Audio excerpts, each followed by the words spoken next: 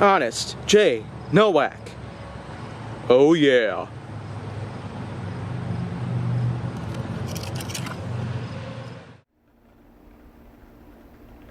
A pleasure to meet y'all at last, and welcome back to HJN.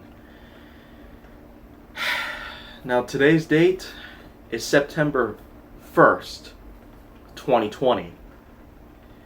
And now it's time for me to introduce a big crossover project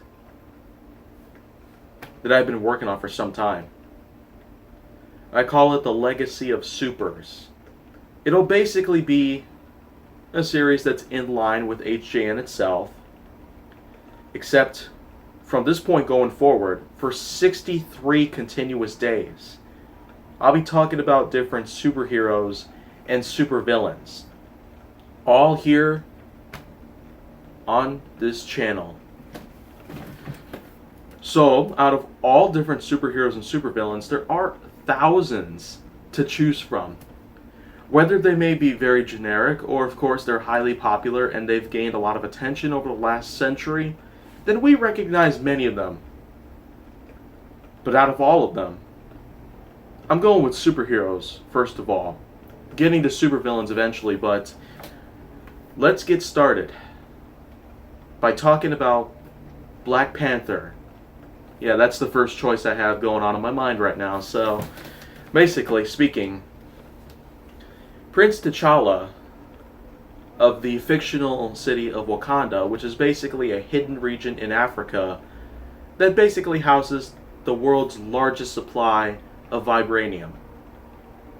Now, this is basically, according to most lore, that applies to the movie Black Panther from 2018. It came out around the same time that Infinity War did. But of course, it set us a good example on what the Black Panther MCU version should be. But what I can say for sure is that T'Challa, of course, was played by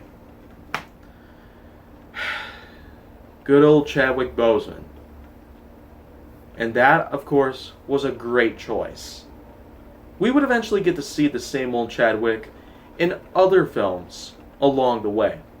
Most recently, in November 2019, in a film called 21 Bridges, which was actually made by the same people who made Avengers Endgame.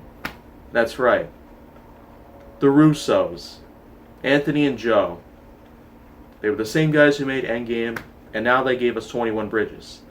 So, of course, it was appropriate to give us another MCU tie-in with Chadwick Boseman, the same old Black Panther that we've seen before.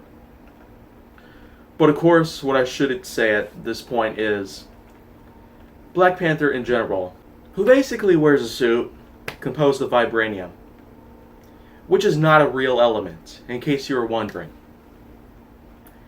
So, of course, like Captain America's shield, well, we got a while before we get to talk about Captain America, but of course, both the shield and Black Panther suit is composed of the same exact material, which of course makes it impervious to gunfire and a lot of attacks.